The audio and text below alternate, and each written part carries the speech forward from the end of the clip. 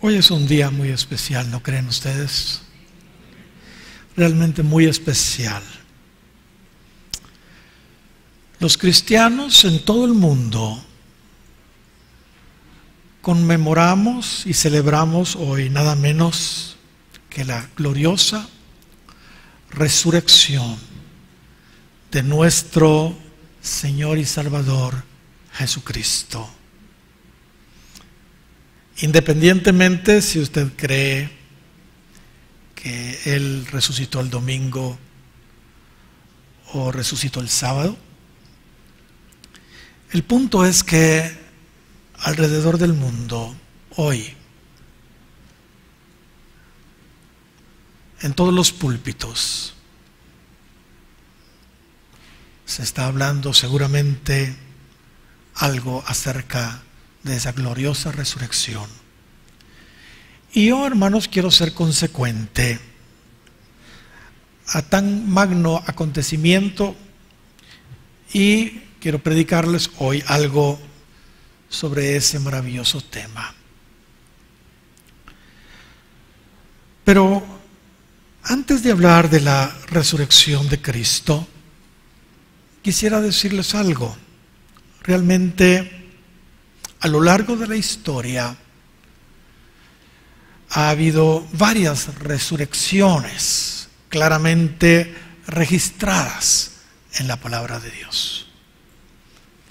Por ejemplo, y estoy hablando de momento antes de Cristo, en el Antiguo Testamento encontramos al profeta Elías resucitando al hijo de la viuda de Sarepta, de Sidón. Usted puede encontrar eso allí en Primero de Reyes, capítulo 17.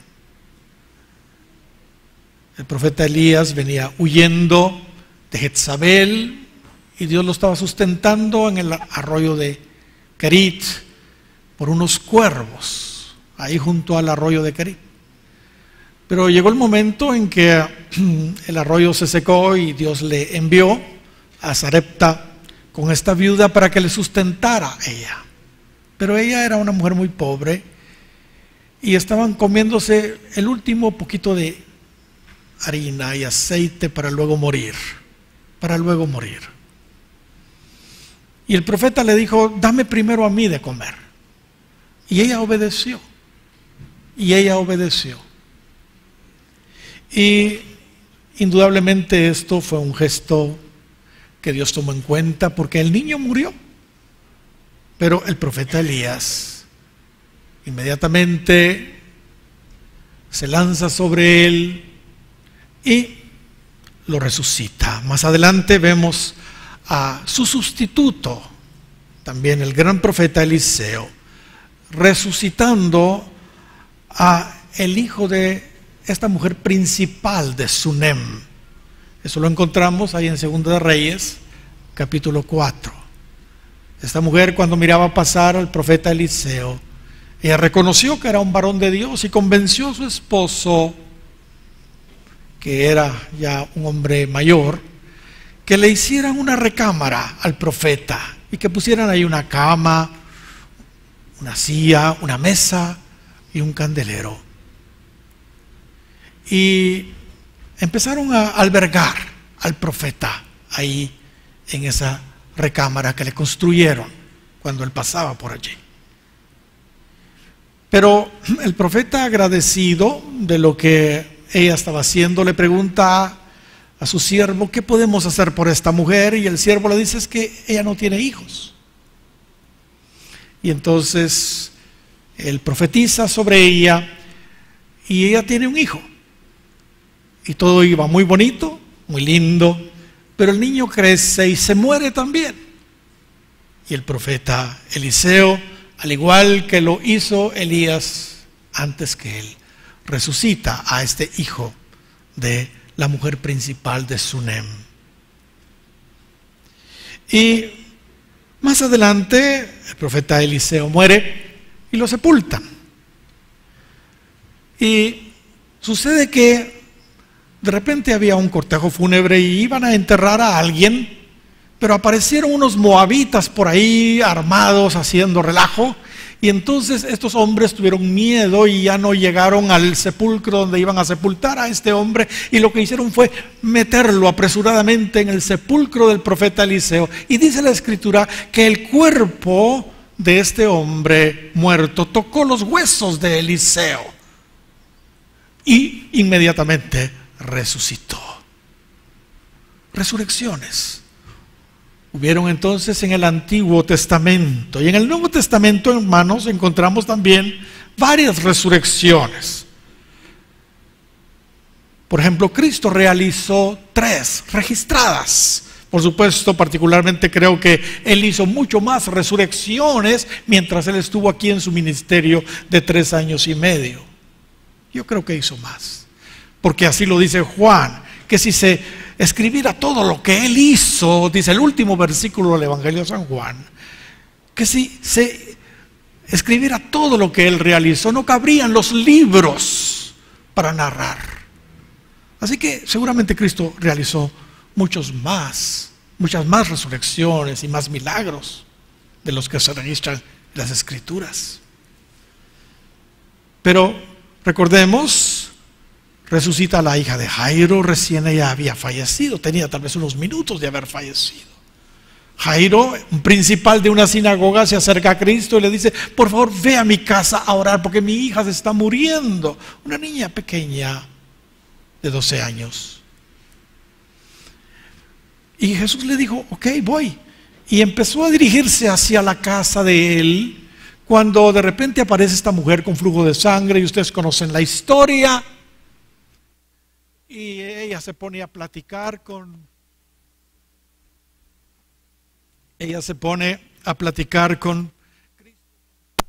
todos que ha experimentado con los médicos, iba peor. Ustedes saben,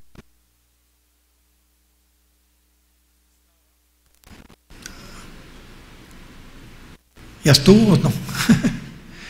En eso estaba cuando le llegan a decir a Jairo: ya no molestes más al maestro porque tu hija acaba de morir. Imagínense cómo se pondría Jairo de molesto por esa mujer que estorbó que Cristo llegara a su casa.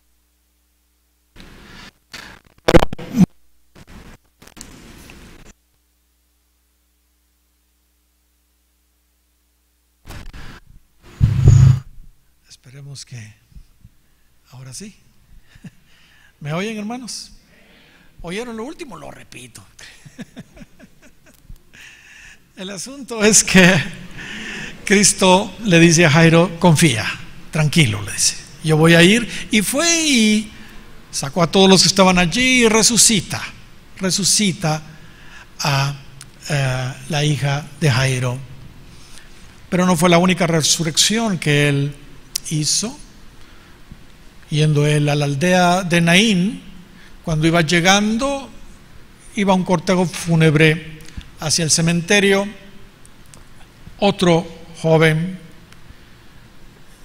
hijo de una mujer sola, viuda, y Cristo también lo resucita. Este no tenía unos minutos como la hija de Jairo de haber fallecido, sino por lo menos un día.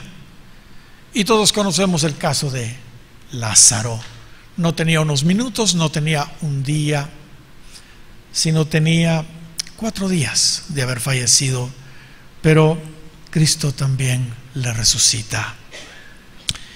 Y en la era apostólica, después de la muerte de Cristo, encontramos también que Pedro también resucita a alguien. ¿Se recuerdan de Dorcas, Tabita? Ahí en Hechos capítulo 9.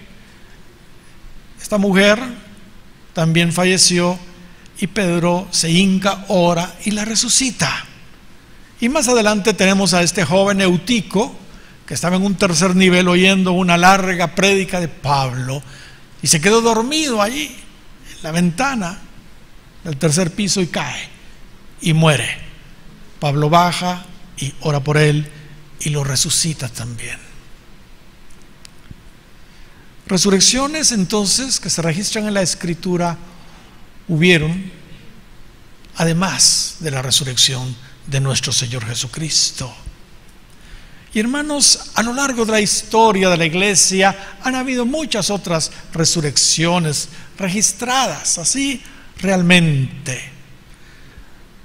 Yo no sé si ustedes han leído el libro Como un viento recio de Meltari, el avivamiento que hubo en Indonesia hace unos 50 años. Resurrecciones extraordinarias, hermanos. No sé si han leído también algo o visto algo acerca del pastor Daniel allá en el África, que tuvo un accidente y murió 3 días en la morgue. Pero por ahí andaba Richard Bonnke, este gran evangelista alemán, y la esposa del pastor Daniel dijo: no, yo lo llevo. Y lo fue a sacar de la morgue, pidió el permiso y lo lleva hasta donde estaba el evangelista. Y como él estaba dando una conferencia, no podían hacer mucho, así que lo metieron en el sótano y ahí resucita el hombre. Y eso está grabado incluso cuando él está resucitando, después de 3 días de estar en la morgue. Hermanos, ha habido resurrecciones a lo largo de la historia nuestra ahora. Acabo de leer un libro que me prestó Natán. ¿Dónde estás, Natán? Donde también vemos varias resurrecciones efectuadas en estos días, hermanos. Pero resurrecciones de gente que había estado ya muchos días fallecida, ya con mal olor. Hermanos, ¿cuántos dan gloria al Señor por eso? Aleluya. Sin embargo, hermanos, aunque todas estas resurrecciones han sido realmente maravillosas, hay diferencias marcadas con la resurrección de nuestro Señor Jesucristo. Una de ellas es que todos estos que han resucitado en el pasado han vuelto a morir, o van a morir si recién acaban de resucitar, ¿entiende? Pero, hermanos, en el caso de Cristo no es así. En el caso de Cristo no es así. Él resucitó para nunca más morir. Él vive hoy. Él vive para siempre, gloria al Señor. Otra diferencia de todas estas otras resurrecciones con la de Cristo es que estos que han resucitado, alguien los resucitó, alguien fue usado por Dios para resucitarlos, mientras que a Cristo, la deidad misma, fue la que lo resucitó, gloria al Señor. La Escritura nos habla en varios lugares que fue el Padre el que lo resucitó. Pero Cristo también dijo de Él mismo: por eso me ama el Padre, por eso me ama el Padre, porque yo pongo mi vida para volverla a tomar. Nadie me la quita. Tengo poder para para ponerla, y tengo poder para volverla a tomar. Este mandamiento recibí de mi Padre. Y Cristo era Dios. Y también dice Pablo a los romanos en el capítulo 8 y versículo 11 que el Espíritu Santo resucitó a Cristo. O sea, el Padre, Cristo, el Espíritu Santo, la deidad misma, lo resucitaron. Ahora, Cristo durante su ministerio les venía anunciando, hermanos, a sus discípulos sobre su muerte, pero también les venía anunciando su resurrección después de 3 días. Capítulo 8 de Marcos y versículo 31 dice: y comenzó a enseñarles que le era necesario al Hijo del Hombre padecer mucho y ser desechado por los ancianos, por los principales sacerdotes y por los escribas. ¿Y qué más sigue diciendo ahí? Y le condenarán a muerte y le entregarán a los gentiles. Dice el verso 34: y le escarnecerán, le azotarán y escupirán en él y le matarán, mas al tercer día resucitará. Ellos estaban sabidos entonces, gloria al Señor.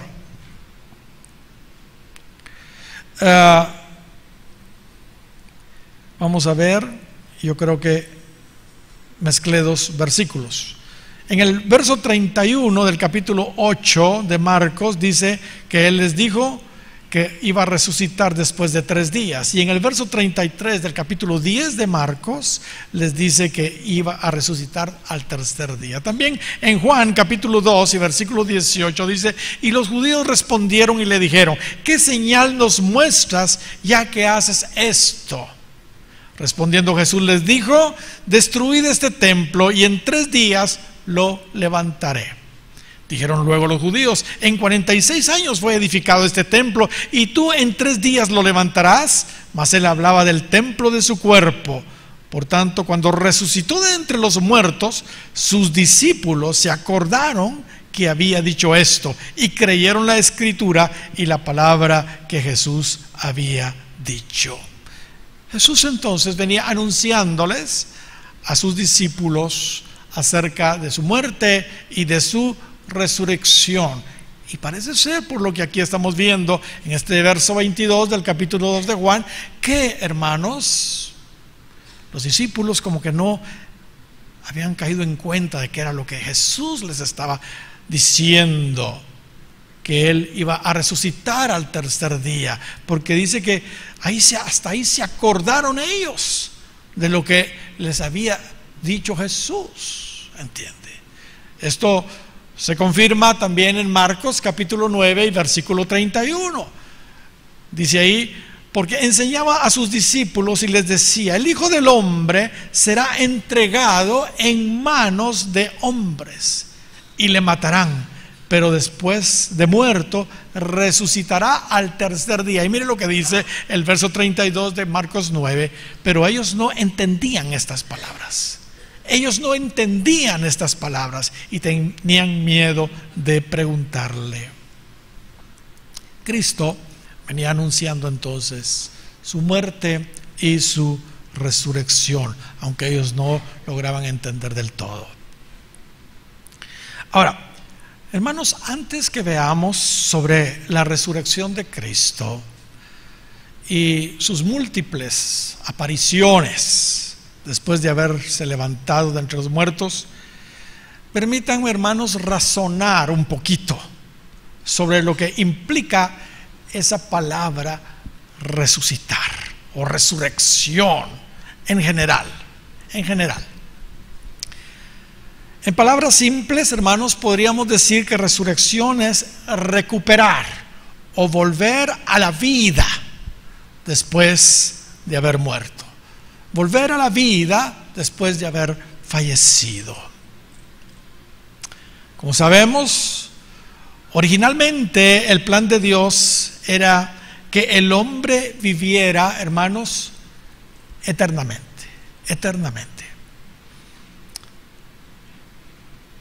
El cuerpo, hermanos, que Dios le dio a Adán, el cuerpo que Dios le dio a Eva, era un cuerpo perfecto. Ellos fueron criados a la imagen y semejanza de Dios. Un cuerpo perfecto, totalmente saludable para vivir eternamente. Pero Dios le advirtió al hombre que si desobedecía, que si pecaba, que si comía del fruto del árbol de ciencia del bien y del mal, moriría. Y todos sabemos que desobedeció al hombre. Y cuando él desobedeció, hermanos, murió. En primera instancia, espiritualmente. Porque la paga del pecado es que muerte. Así que a partir de ese momento que el hombre murió espiritualmente, debido a que su espíritu, digámoslo así, estaba muerto, su cuerpo, hermanos, también empezó de alguna manera a morir. Pues empezó a envejecer, cosa que no sucedía antes. Empezó a envejecer y empezó a enfermarse. hasta que finalmente murieron físicamente, y hasta el día de hoy nosotros también. Muerte significa separación. Muerte significa separación. Cuando alguien muere, el espíritu de esa persona, que es el que da vida, el espíritu le da vida al cuerpo, abandona ese cuerpo y empieza entonces, hermanos, el proceso de descomposición en el cuerpo, el proceso de corrupción, porque el espíritu se ha ido. Hermanos, esa fue la terrible herencia que nos dejó el pecado del primer Adán. Sin embargo, el segundo Adán, gloria al Señor, nuestro Señor Jesucristo, como sabemos, llevó en la cruz nuestros pecados, de tal manera que si nos arrepentimos y le recibimos en nuestro corazón como Señor y Salvador, nuestro ser trino empieza a recuperar todo lo que el primer Adán, lo que el hombre había perdido por causa del pecado, ¿entiende? No solo en nuestro espíritu, sino en nuestra alma se empieza a recuperar todo, y por supuesto en nuestro cuerpo físico también, gloria sea al Señor. Cristo dijo más de una vez: yo soy la vida, yo soy la vida. Cristo también dijo: yo he venido para que tengan ¿qué? Vida, y para que la tengan ¿qué? En abundancia, en abundancia. Hermanos, desde que nosotros recibimos a Cristo en nuestro corazón, tenemos a nuestra disposición no solo la vida eterna, que realmente es lo más importante, pero también tenemos a nuestra disposición todos los beneficios adicionales que Él alcanzó para nosotros en la cruz, incluyendo beneficios físicos. Beneficios físicos. Por ejemplo, Cristo en la cruz llevó nuestras enfermedades. ¿Cuántos dan gloria al Señor? Y también, hermanos, hoy hay dentro de los 9 dones del Espíritu un don que se llama dones de sanidades. Gloria sea el nombre del Señor. Así que, hermanos, alabamos al Señor, porque cuando nosotros recibimos a Cristo, entonces empieza aún nuestro cuerpo físico a tener los beneficios que Cristo, el segundo Adán, alcanzó para nosotros en la cruz del Calvario. Hoy incluso, hermanos, como dice su palabra, hay un proceso de alguna manera de rejuvenecimiento en nosotros, de rejuvenecimiento en nosotros. Tal vez nosotros no lo notamos mucho, ¿entiende? Pero yo les garantizo que si Cristo no hubiera venido a nuestras vidas, para comenzar, muchos de nosotros ya estaríamos muertos. ¿De cuántas enfermedades el Señor a usted lo ha librado y lo ha sanado ya? ¿Entiende? ¿De cuántas enfermedades? Y el proceso de envejecimiento se ha detenido bastante. Se ha detenido bastante. El Salmo 103 y verso 5 dice: el que sacia, Él es el que sacia de bien tu boca, de modo que te rejuvenezcas como el águila. Y todos conocemos el 40 de Isaías y versículo 31 dice: porque los que esperan a Jehová tendrán nuevas fuerzas, levantarán alas como águilas, correrán y no se cansarán, caminarán y no se fatigarán. ¿Qué es eso, hermanos? ¿Qué es eso? Esos son beneficios que Cristo alcanzó aún para nuestro cuerpo físico en la cruz del Calvario. Gloria sea el nombre del Señor. O sea que, hermanos, lo que se perdió con Cristo se empieza a recuperar nuevamente. Cuando nosotros llegamos a Cristo y recibimos el bautismo del Espíritu Santo y empezamos a hablar en otras lenguas, ¿sabe lo que sucede? Que nuestro cuerpo se convierte en templo de Dios. Nuestro cuerpo físico se convierte en templo de Dios. Y pregunto, ¿no creen ustedes que Él tiene cuidado de su templo? Si Él habita allí, ¿no creen ustedes que Él tiene cuidado de su templo? Primera de Corintios capítulo 6 y verso 19 dice: ¿O ignoráis que vuestro cuerpo es templo del Espíritu Santo, el cual está en vosotros, el cual tenéis de Dios, y que no sois vuestros? ¿Cuántos dan gloria al Señor por eso? Pero qué gran responsabilidad, ¿no creen ustedes? ¿No creen ustedes que es una gran responsabilidad esa? Que nuestro cuerpo físico sea templo y morada de Dios en espíritu. La pregunta que se me viene es: ¿estamos nosotros cuidando el templo de Dios? ¿Estamos nosotros cuidando el templo de Dios? ¿O no lo estamos cuidando? Hermanos, Él quiere que presentemos nuestros cuerpos, dice Pablo, en sacrificio vivo, santo, agradable a Dios. Hermanos, ¿por qué dice nuestros cuerpos? Porque, hermanos, Él quiere que nosotros le pongamos también especial cuidado, no solo a nuestro espíritu y nuestra alma, sino también a nuestro cuerpo, Yo siempre he pensado que si nuestro cuerpo es templo de Dios, mínimo debemos cuidarlo.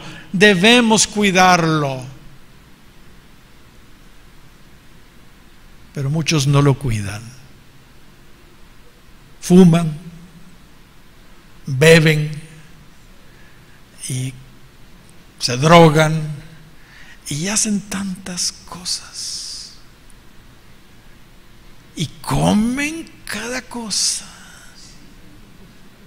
Y comen, siendo que el cuerpo es el templo de Dios. Cuidémoslo, por Dios santo. Cuidemos nuestra dieta. Y por supuesto, no prestemos este cuerpo, estos miembros que son el templo de Dios, este cuerpo, para el pecado. Los versos anteriores de acá, de 1 Corintios 6, 19, los versos anteriores dice que no podemos dar nuestro cuerpo a la inmoralidad, a la fornicación, a una ramera. No podemos usar nuestro cuerpo para el pecado, pues. Cuidemos el cuerpo, porque es el templo de Dios. Sí, hermanos, el Espíritu Santo en nosotros ejerce una obra vivificadora en nuestros cuerpos mortales, ciertamente, como ya vimos, pero nosotros tenemos la obligación de colaborar, porque Dios no usurpa las voluntades de nadie. Tenemos la obligación de colaborar. Él hace su parte, ¿entiende? Él cuida su templo, Él vivifica nuestras células, nuestros tejidos, así lo dice Romanos 8:11, que ahorita voy a leer, ¿entiende? Pero, ¿y nosotros qué? Mire lo que dice Romanos 8:11 y 12 y 13. Y si el Espíritu, y voy a leer en la Nueva Versión Internacional, y si el Espíritu de aquel que levantó a Jesús de entre los muertos vive en ustedes, que dice, el mismo que levantó a Cristo de entre los muertos, o sea, el Espíritu Santo, también dará vida a sus cuerpos mortales por medio de su Espíritu. Y eso, qué lindo, es la parte de Él que vive en ustedes. Verso 12, por tanto, hermanos, tenemos una obligación, dice la Nueva Versión Internacional. Por tanto, hermanos, tenemos una obligación. Pero no es la de vivir conforme a la naturaleza pecaminosa, porque si ustedes viven conforme a ella, morirán. Pero si por medio del Espíritu dan muerte a los malos hábitos del cuerpo, vivirán, dice. ¿Se da cuenta? Él hace su parte, pero nosotros tenemos que hacer la nuestra también con el templo de Dios, que es nuestro cuerpo. ¿Cuántos dan gloria al Señor? Pero sabe, aunque todo esto a favor de nuestro cuerpo ya es glorioso, porque ya hay dones de sanidades, porque Cristo en la cruz llevó nuestras enfermedades, nos rejuvenece y todo, aunque todo esto ya es glorioso, la obra completa en nuestro cuerpo se va a realizar en el arrebatamiento, donde los cuerpos de los que viven serán totalmente transformados y los cuerpos de aquellos que están muertos y que están en los sepulcros serán vivificados, gloria sea el nombre del Señor, por la resurrección, por la resurrección. Pablo dijo en 1 Corintios capítulo 15 y versículo 21 en adelante: porque por cuanto la muerte entró por un hombre, también por un hombre la resurrección de los muertos. ¿Cuántos dan gloria al Señor? Porque así como en Adán todos mueren, también en Cristo todos serán vivificados. Gloria al Señor. Y podríamos seguir leyendo y seguir leyendo todo el capítulo. Es maravilloso, hermanos. Es maravilloso el capítulo 15 de primera carta a los Corintios, pero brinquemos hasta el 51. He aquí os digo un misterio. Y ahora se está hablando del arrebatamiento de aquellos que califiquen para ser la esposa del Cordero. Dice: he aquí os digo un misterio, no todos dormiremos, pero todos seremos transformados en un momento, en un abrir y cerrar de ojos, a la final trompeta, porque será tocada la trompeta y los muertos serán resucitados incorruptibles y nosotros seremos ¿qué? Transformados. Los que están vivos serán transformados sus cuerpos y los que están muertos resucitarán incorruptibles. Incorruptibles. Mire, la muerte entró por el primer Adán y el hombre llegó a convertirse en polvo, pero por Cristo es al revés el asunto. Pasamos de muerte a vida, gloria al Señor. Porque es necesario que esto corruptible, se vista de incorrupción, y esto mortal se vista de inmortalidad. Hermanos, qué esperanza más gloriosa la que tenemos los cristianos.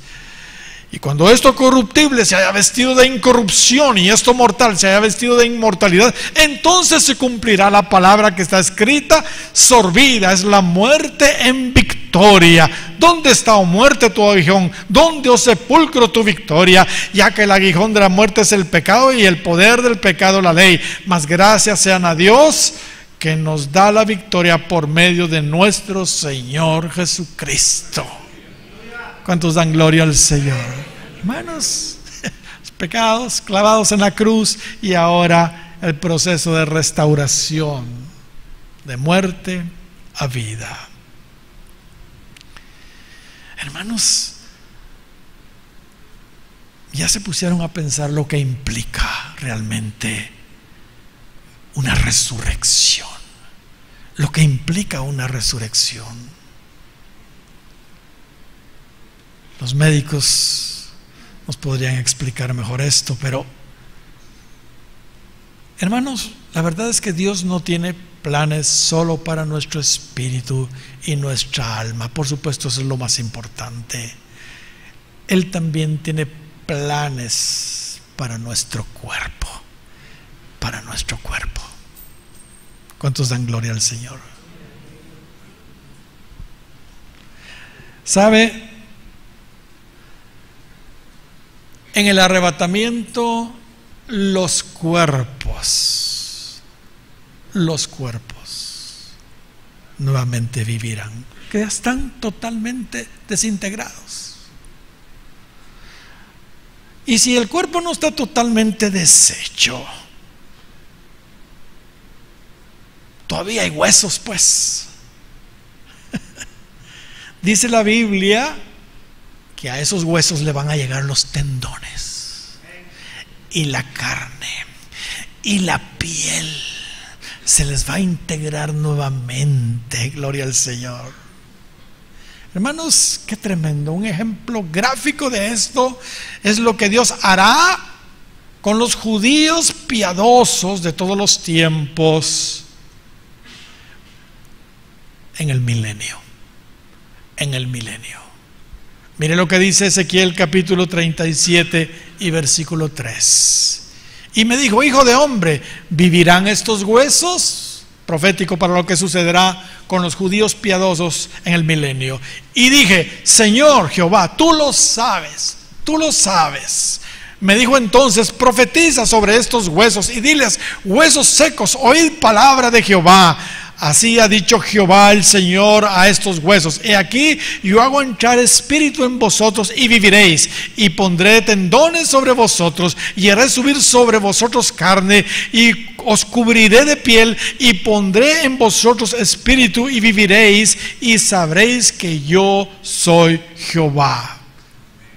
Profeticé pues como me fue mandado, y hubo un ruido mientras yo profetizaba, y aquí un temblor, y los huesos se juntaron cada hueso con su hueso, y miré, y aquí tendones sobre ellos, y la carne subió, y la piel cubrió por encima de ellos, pero no había en ellos espíritu. Y me dijo: profetiza al espíritu, profetiza, hijo de hombre, y di al espíritu: así ha dicho Jehová el Señor Espíritu, ven de los cuatro vientos y sopla sobre estos muertos y vivirán. Y profeticé como me había mandado, y entró espíritu en ellos y vivieron, y estuvieron sobre sus pies un ejército grande en extremo. Hermanos, esto no es algo solo figurativo, esto sucederá literalmente con los judíos piadosos en el milenio. Gloria al Señor. Por supuesto tiene una aplicación espiritual para la iglesia, para nosotros también.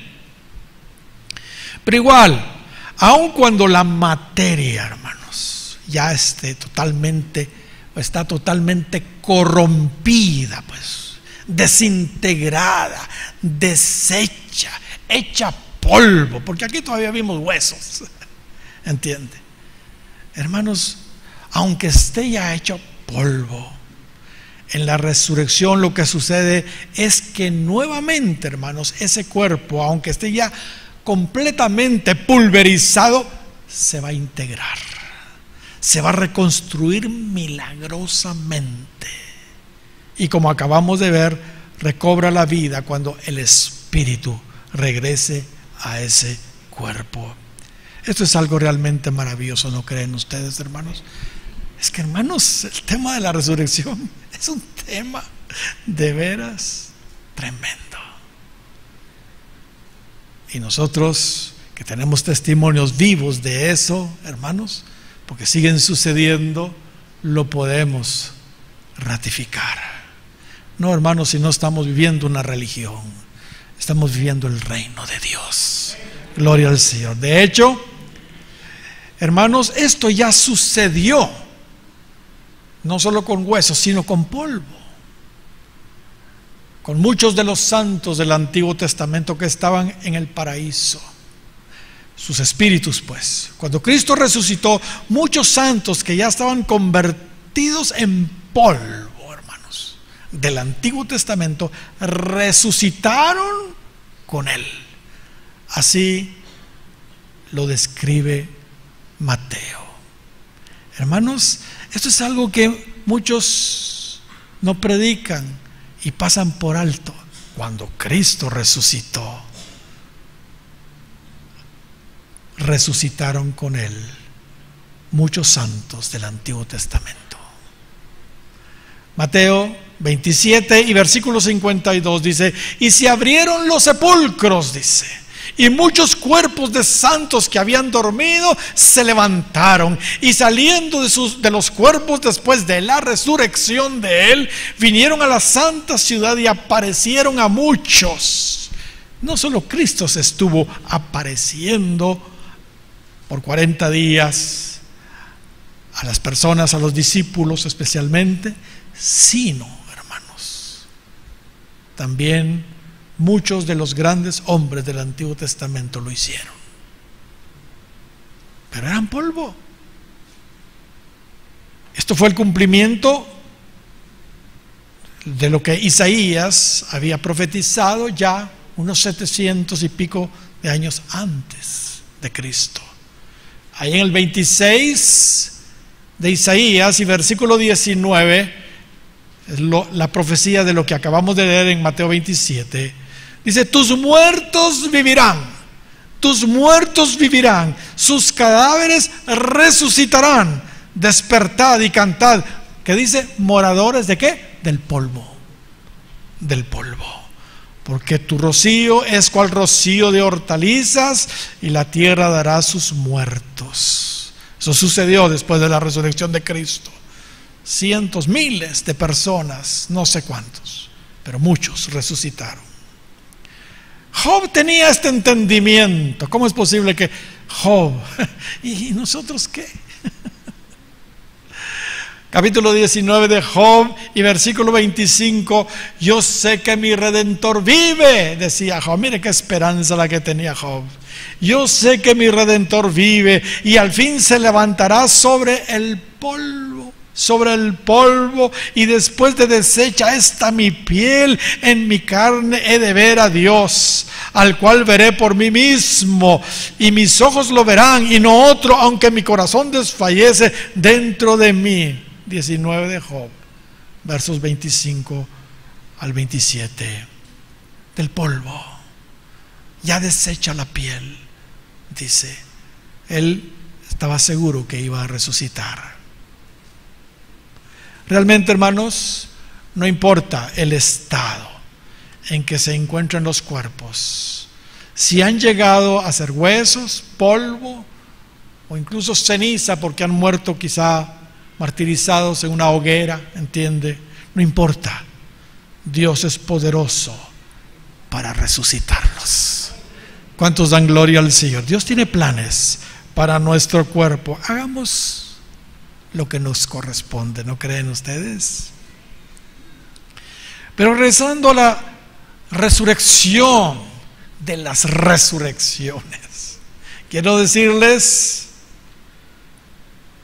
según parece, el cuerpo de Jesús, a pesar que estuvo 3 días y 3 noches allí en la tumba, no vio corrupción. Y esto es algo glorioso, esto es algo maravilloso. A diferencia de todos los otros muertos, el cuerpo de Cristo no vio corrupción. El Salmo 16 y versículo 10 dice David: porque no dejarás mi alma en el Seol, no dejarás mi alma en el Seol, ni permitirás que tu santo vea corrupción. Esta escritura, hermanos, es tremenda, es muy reveladora. Hermanos, no solo Cristo estaba anunciando su muerte y resurrección, ya David había profetizado sobre la muerte y resurrección de Cristo acá en el Salmo 16 y versículo 10, 1000 años antes, 1000 años antes. Pero hermanos, ahí dice que no vio corrupción, no vio corrupción. Si algunos no creen que David se estaba refiriendo aquí a Cristo, algunos tal vez prefieren pensar que David se está refiriendo a él mismo cuando escribió esto. Por favor, lean acá el discurso, parte del discurso de Pedro en el día de Pentecostés, capítulo 2 de Hechos y versículo 29. Varones hermanos, dice Pedro, se os puede decir libremente del patriarca David, miren lo que está citando, que murió y fue sepultado, y su cuerpo está con nosotros hasta el día de hoy. Pero siendo profeta y sabiendo que con juramento Dios le había jurado que de su descendencia en cuanto a la carne levantaría al Cristo para que se sentase en su trono, viéndolo antes, o sea, profetizando, habló de la resurrección de Cristo, que su alma no fue dejada en el Hades, o sea, en el Seol, ni su carne vio corrupción. Aquí claramente Pedro dice que David no estaba hablando de él, sino estaba profetizando de Cristo. ¿Cuántos dan gloria al Señor? Y Pablo, hermanos, también dijo ahí a los judíos en la sinagoga allí en Antioquía de Pisidia lo mismo. En el capítulo 13 de los Hechos y versículo 35 en adelante, Pablo explica lo mismo de este versículo 16:10 de los Hechos, de los Salmos. Dice Hechos 13:35: por eso dice también en otro salmo: no permitirás que tu santo vea corrupción. Porque a la verdad David, dice Pablo, habiendo servido a su propia generación según la voluntad de Dios, durmió y fue reunido con sus padres y vio corrupción. Dice Pablo, dice que David sí vio corrupción en su cuerpo, mas aquel a quien Dios levantó, dice, no vio corrupción. ¿Cuántos dan gloria al Señor? Mis amados, qué tremendo. A diferencia de todos los otros que han muerto, el cuerpo de Cristo por 3 días no vio corrupción. ¿Qué fue lo que sucedió con Jesús cuando murió en la cruz? ¿Qué fue lo que sucedió por lo que estamos viendo en estas escrituras? Bueno, recordemos que Cristo dijo, cuando se le preguntó que qué señal tenía él dijo que iba a estar en el corazón de la tierra, 3 días y 3 noches, de la misma manera como Jonás estuvo en el vientre del gran pez 3 días y 3 noches. Leamos el 12 de Mateo y verso 38. Entonces respondiendo algunos de los escribas y de los fariseos, diciendo: maestro, deseamos ver de ti señal. Y respondió y les dijo: la generación mala y adúltera demanda señal, pero señal no le será dada, sino la señal del profeta Jonás. Porque como estuvo Jonás en el vientre del gran pez 3 días y 3 noches, así estará el Hijo del Hombre en el corazón de la tierra. Fíjese bien, 3 días y 3 noches. Ahora ya estamos entendiendo entonces un poquito acerca del Hades y del Seol, lo que dice el 16 de los Salmos y versículo 10. Cristo estuvo en el Seol.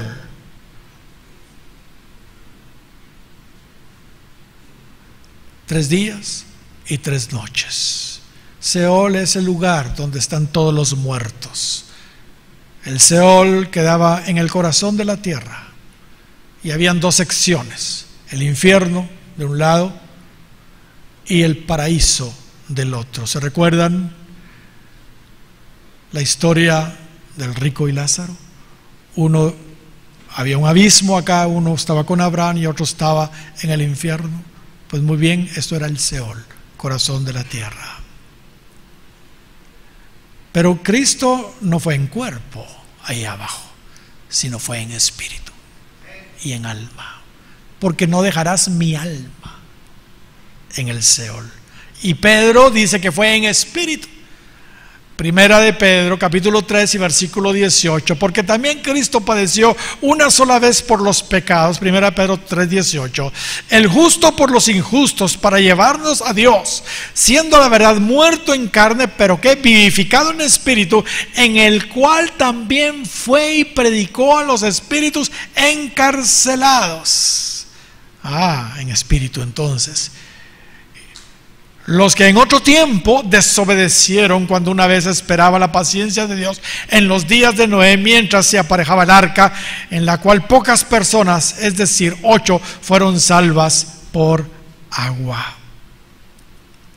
Notemos que se habla que fue Cristo en espíritu al Seol. Obviamente su alma también, por lo que dice el Salmo 16:10. Su cuerpo, aunque se quedó en el sepulcro, hermanos, según el Salmo 16 y versículo 10 que hemos leído, no vio corrupción.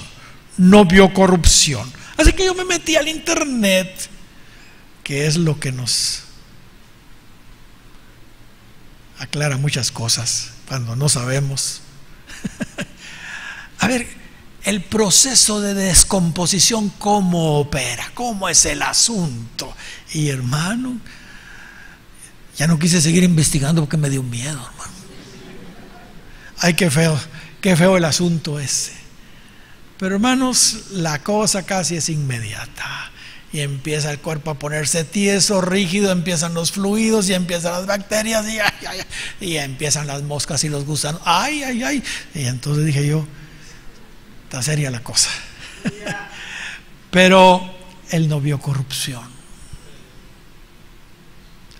Particularmente, por lo que aquí también acabamos de leer, pienso que el Espíritu lo estaba vivificando. Lo estaba vivificando y no pasó el proceso de descomposición natural, como lo sugiere este salmo. Creo que aquí procede decir, hermanos, que cuando Cristo fue al Seol, fue a las partes bajas de la tierra, no fue a sufrir. Hermanos, no nos equivoquemos, porque andan por ahí gente diciendo que él no solo después de lo que sufrió en la cruz todavía fue a sufrir al infierno. Y no fue así. Cristo dijo antes de morir, consumado es. Consumado es. Ahí se terminó todo. Cristo fue, como acabamos de leer, a predicarles a los antidiluvianos, a los que desobedecieron en los días de Noé, y también fue a llevarse con él a los santos del paraíso cuando resucitó, como acabamos de leer ahí en Mateo 27, que cuando él resucitó, los cuerpos de muchos santos se levantaron.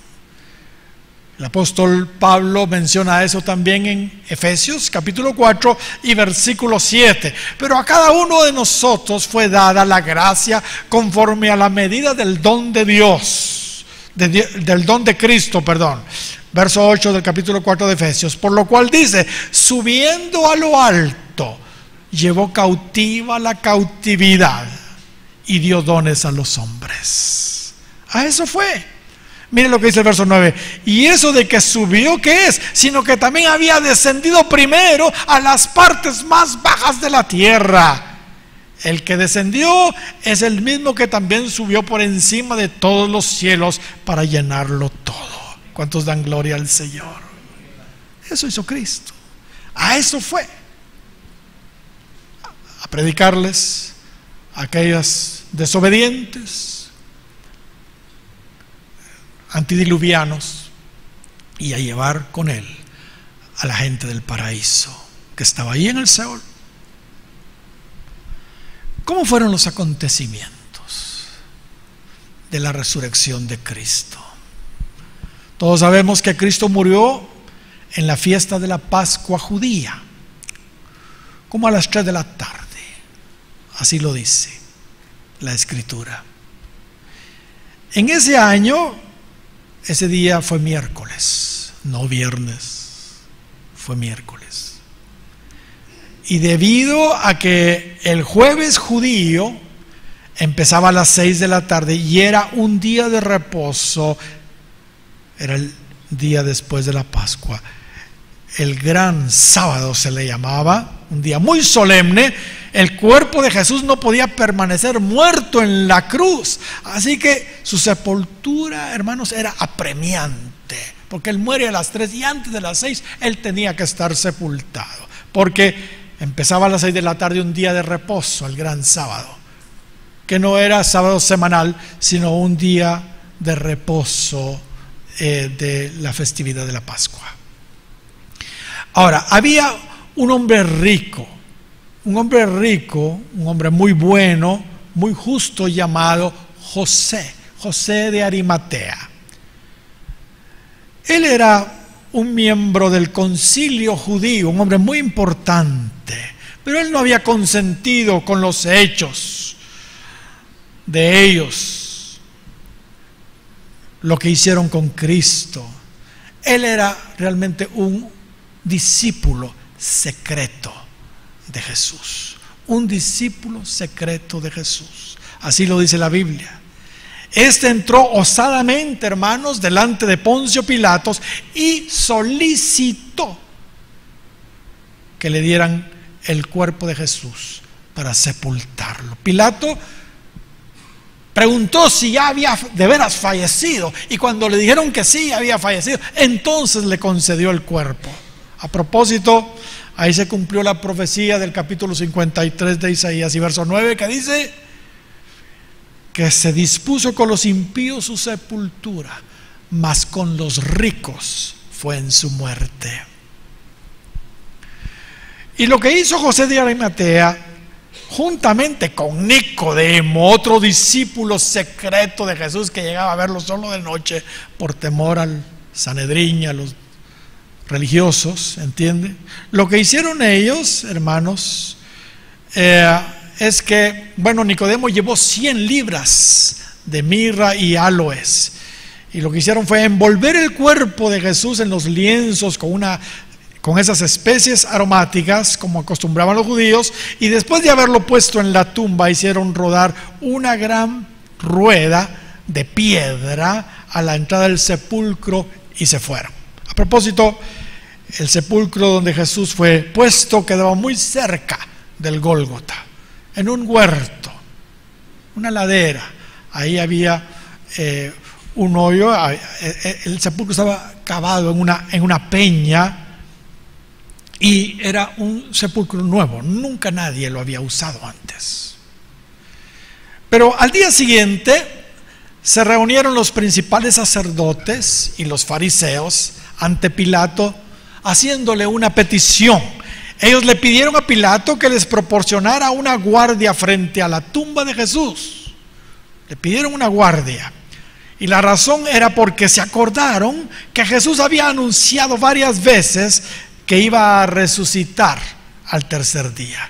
Y pensaban que sus discípulos podían llegar de noche y robarse el cuerpo para después decirle a todo el mundo que había resucitado.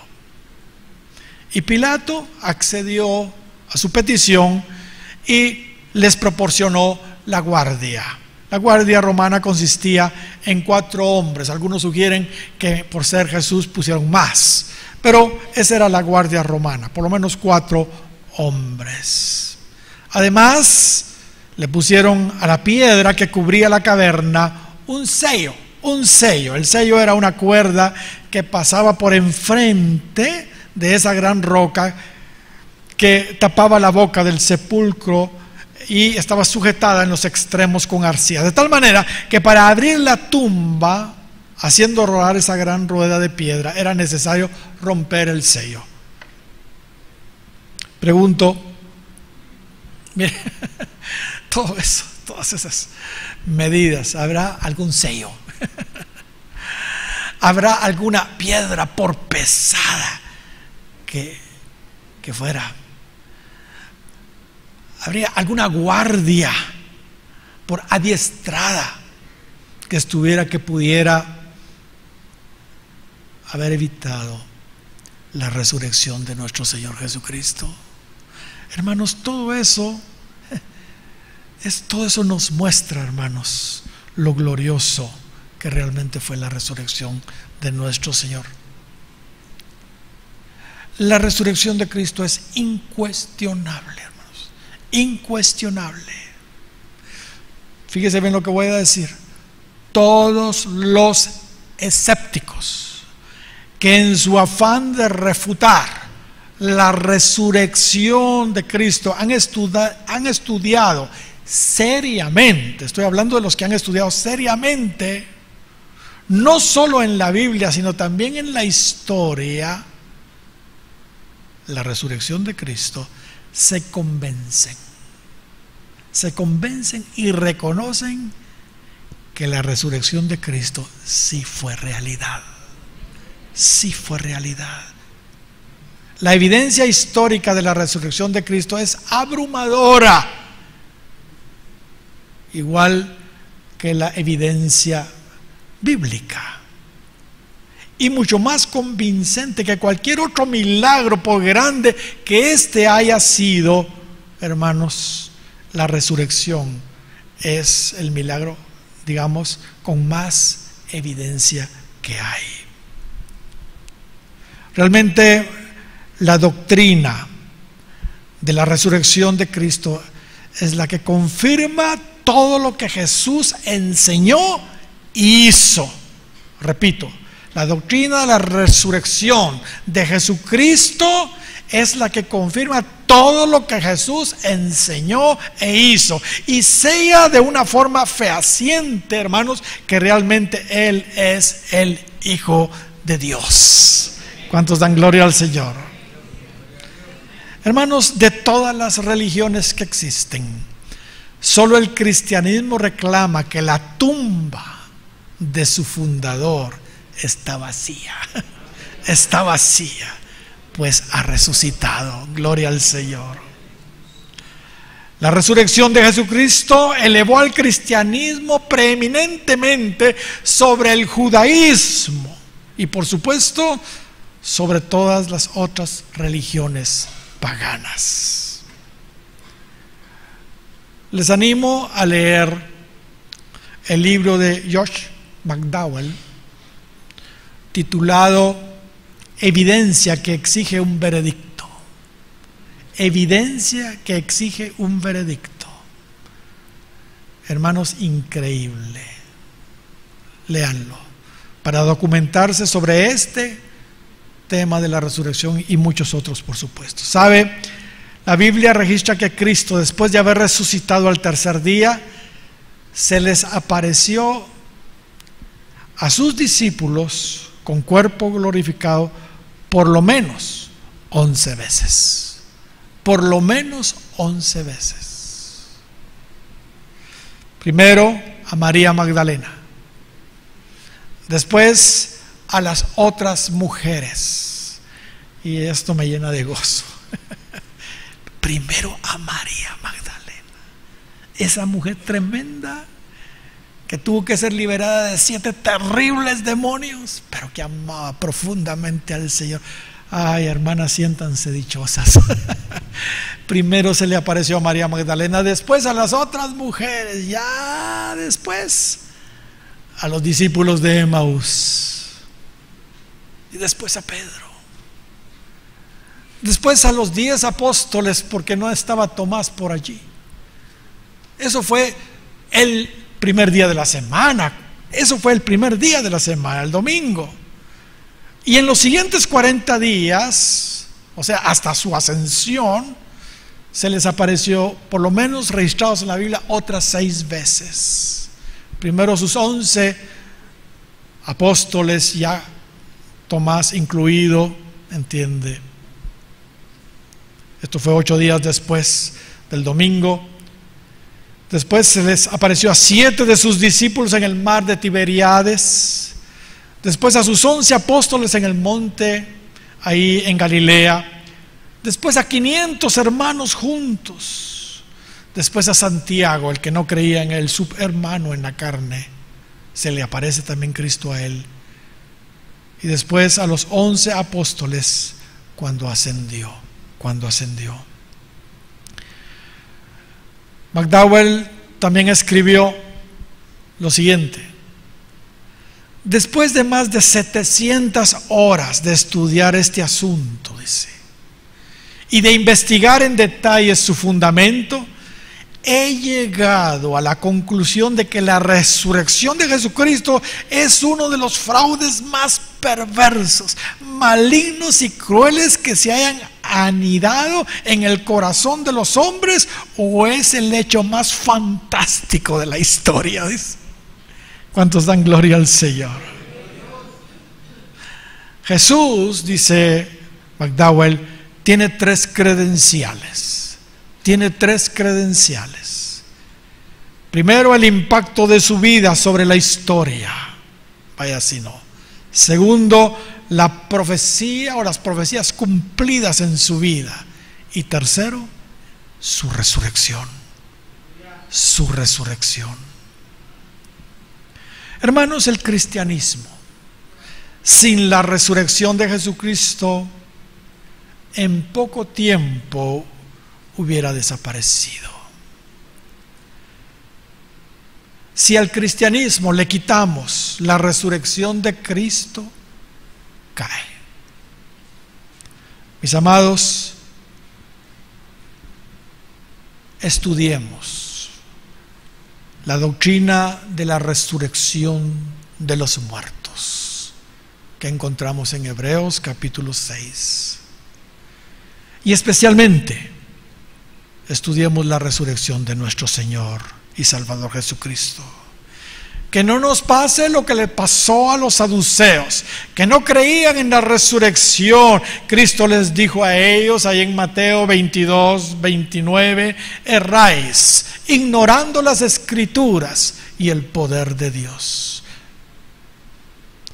Cuando a Jesús le pidieron señales, Él les dijo, la señal de Jonás les voy a dar, hablando de su resurrección.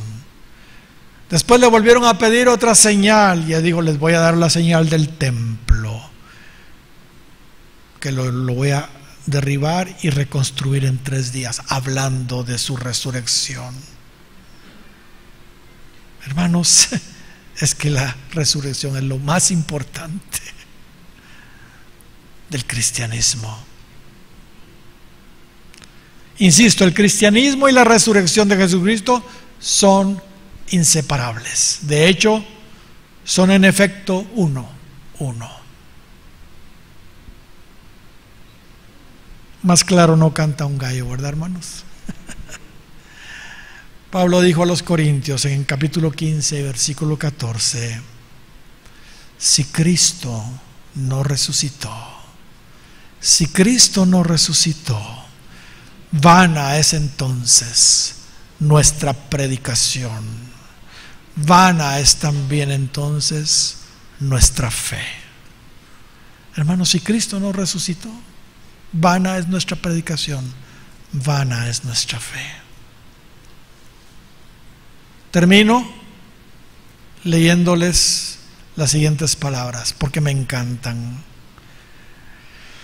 Las palabras que el ángel le dijo a las mujeres cuando llegaron al sepulcro. 28 de Mateo y versículo 1. Pasando el día de reposo, al amanecer del primer día de la semana, vinieron María Magdalena y la otra María a ver al sepulcro. Y hubo un gran terremoto porque un ángel del Señor descendió del cielo y llegando removió la piedra y se sentó sobre ella. Su aspecto era como un relámpago y sus vestidos blancos como la nieve. Y de miedo de él los guardias temblaron y se quedaron como muertos. Mas el ángel respondiendo dijo a las mujeres, no temáis vosotras, porque yo sé que buscáis a Jesús, el que fue crucificado. Pero miren lo que les dice el ángel, no está aquí.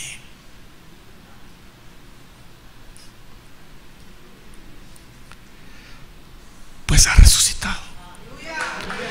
Gloria al Señor. No está aquí porque ha resucitado.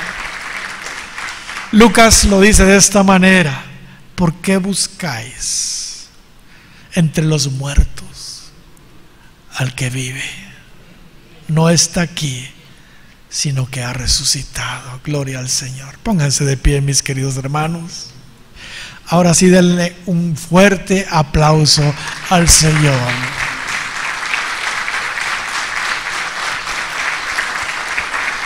¿Qué fue lo que Cristo dijo? En Juan capítulo 11 y versículo 25, ¿qué fue lo que Cristo dijo? Yo soy la resurrección y la vida. Aleluya. Yo soy la resurrección y la vida. El que cree en mí, Hay que creer, hermanos. Aunque esté muerto, vivirá. Bendito y alabado es su nombre para siempre. Señor, gracias, gracias por lo que hiciste por nosotros en la cruz del Calvario. Gracias por tu sacrificio, Señor. Gracias, Señor, porque no te quedaste ahí en la tumba, sino que resucitaste, Señor. Gracias, Señor. Gracias, Señor, porque ahora el evangelio que predicamos tiene ese respaldo, tiene ese sello de la resurrección. Gracias, Señor, porque gracias a tu resurrección, gracias a tu resurrección y que tú estás vivo, Señor, es que podemos pararnos con confianza y predicar estas cosas, no solo a tu iglesia, que ya lo sabe, sino a todos aquellos que no te conocen, Señor. Oh, Señor, que el mundo pueda entender que tú has resucitado, porque eso prueba que todo lo que dijiste e hiciste es cierto, porque eso prueba que tú eres el Hijo de Dios. Gracias, Señor. Bendito y alabado tu nombre para siempre. Amén.